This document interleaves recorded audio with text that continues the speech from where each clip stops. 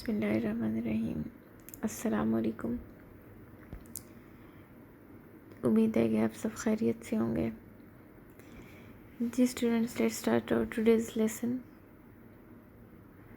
कल हमने मॉडर्न अपना लेसन किया और उसमें आपको क्वेश्चन आंसर्स और वर्ड सिनोनिम होमवर्क में दिए। Today will start from idioms इंशाल्लाह। जी तो शुरू करते हैं। 90 हमारे ईडियम्स हो गए हैं। Now will start from 91। Carry weight. जी, कैरी वेट भी इम्पॉर्टेंट, अहम होना। Slim's opinion carries weight with the principal. Slim की राय प्रिंसिपल के लिए अहम है। कैरी वेट, ठीक है। अहमियत की हामिल बात के लिए इस्तेमाल करते हैं, यानी उसकी बात में वज़न होना। वज़न होने का क्या मतलब है? अहम होना, डेफिनेटली। अच्छा जी। Be cast down, to be very sad and without hope. अफसुर्दा होना। कास्ट डाउन का मतलब है उदास होना, अफसुर्दा होना। Slim's sorry, she is cast down at her failure. वो अपने नाकामी पर बहुत अफसुर्दा है, यानी बहुत गमज़दा है, परेशान है, मुरझाई भी है। या और his unexpected failure made him quite cast down. उसकी गैर मुतवक्को नाकामी ने उसे बहुत अफसुर्दा कर दिया, परेशान कर दिया। अच्छा जी। Cast a spell on or over over somebody to have a strong emotional effect on someone. किसी पे सहर तारी कर देना, जैसे बोलते हैं ना, सहर जादू को वैसे भी कहते हैं, स्पेल भी ऐसे असर को या जादू को बोलते हैं। Cast a spell on or over somebody का मतलब है किसी को बहुत स्ट्रांगली किसी पे, जैसे कहते हैं ना, मशहूर कर देना, वो होता है कास्ट अ स्पेल। हर matchless beauty cast a spell over me. उसकी बेमिसाल खूबसूरती मुझ पे सहर तारी कर देती है। Cast somebody down, cast someone to be depressed. अच्छा, कास्ट डाउन पहले हमने पढ़ा था, उसका भी तकरीबन यही मतलब है। कास्ट समबडी डाउन का मतलब भी यही है। He can not be easily cast down, बहुत आसानी से अफसुर्दा नहीं होता। कास्ट पल्स बिफोर स्वाइन का मतलब है भैंस के आगे बीन बजाना। Offering something valuable to those who can not appreciate. यानी आप देखें ना, भैंस के आगे बीन बजाएंगे, उससे असर होगा कोई, या वो एंजॉय करेगी म्यूज़िक? नहीं करेगी ना। तो भैंस के आगे बीन बजाने का यही मतलब है कि किसी ऐसे के सामने कोई बात करना, कोई नसीहत करना जिसे बिल्कुल कोई असर ही ना हो, उसको पता ही ना हो ये क्या हो रहा है। भैंस के आगे बीन बजाने से को देखे ना आप, उसका कोई लिंक है या उसको पता होगा? नहीं, वो बिल्कुल, उसे कोई फ़र्क ही नहीं पड़ेगा। तो इसी तरह अगर किसी गबी को नसीहत करे तो उसका कोई फ़र्क नहीं पड़ेगा।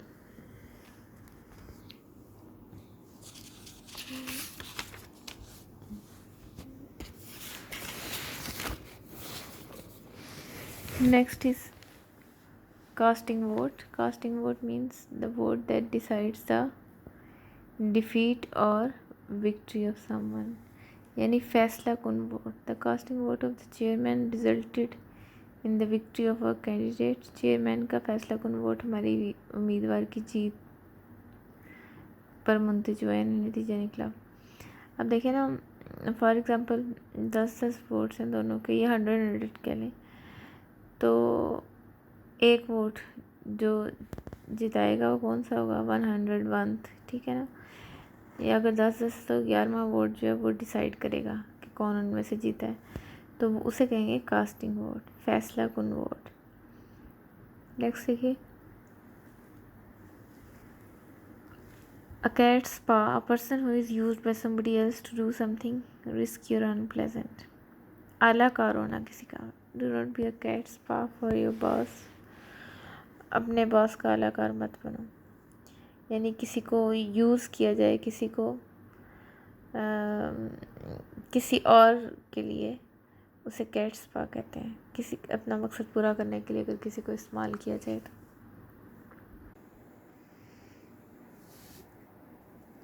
कैच और क्लच और ग्रेस्प एट अ स्ट्रॉ. डूबते को तिनके का सहारा. क्लच का मतलब भी पकड़ना होता है, कैच का मतलब भी, ग्रास्प का मतलब भी पकड़ना होता है, और स्ट्रॉ तिनके को कहते हैं. A drowning man catches at a straw. डूबते को तिनके का सहारा. अच्छा जी, डूबते को तिनके का सहारा का क्या मतलब है? इसका मतलब ये है कि जो इंसान शदीद मुश्किल में हो, वो अपनी मुश्किल से निकलने के लिए किसी छोटी सी चीज़ पे भी उसको बहुत बड़ा सहारा महसूस होती है. ठीक है ना, किसी तकलीफ सिचुएशन या मुश्किल सिचुएशन से निकलने के लिए.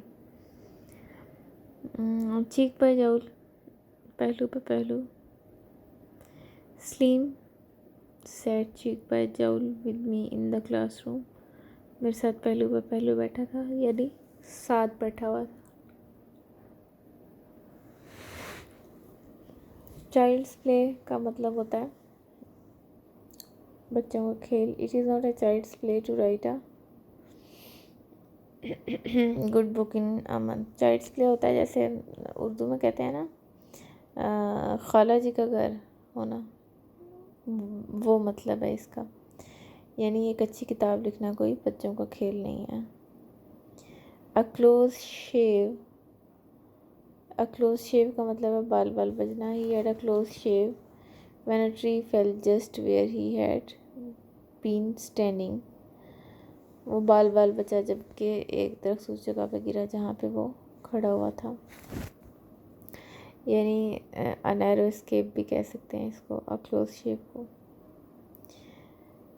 नेक्स्ट देखें, a close fisted man. Fist मुट्ठी को कहते हैं ना, जिसकी मुट्ठी बंद हो वो कैसा होगा? कंजूस ही होगा ना. A miserly person. He does not spend money as he is a close fisted man. पैसे खर्च नहीं करता क्योंकि वो एक कंजूस आदमी है. नेक्स्ट 105 देखें, a cock and bull story. A silly story और एक्सक्यूज़, यानी एक फजूल मज़ाक़ खेज़ सा बहाना या कहानी सुनाना. She told me a cock and bull story about her failure in the exams. उसने इम्तिहान में नाकामी के मुतालिक मुझे एक फ़नी सी स्टोरी सुना दी, यानी जिसका कोई हकीकत से ताल्लुक़ ना हो, अजीब सी, सुनने में ही कॉक एंड बुल स्टोरी. जैसे अक्सर बच्चे क्या करते हैं, अक्सर स्टूडेंट्स छुट्टी कर लेते हैं और अगले दिन they just narrate a cock and bull story, यानी कोई अजीब सी फ़नी सी बात कह देते हैं कि जी हम इसलिए नहीं आए. कम इनटू वंस ओन का मतलब है जौहर दिखाना, to become very good. Ali has come into his own as a writer.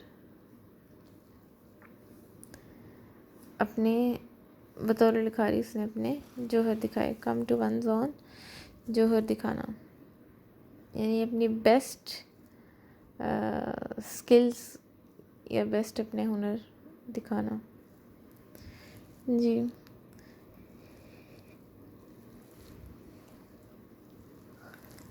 Came of as का मतलब है बालिग होना. A man should get married when he came of as.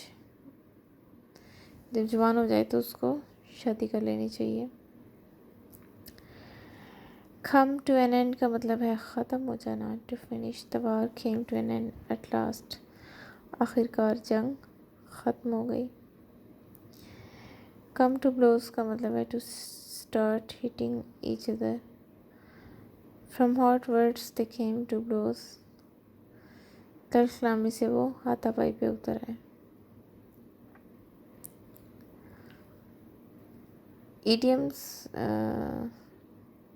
काफ़ी हैं, हमने कर लिए हैं ऑलमोस्ट।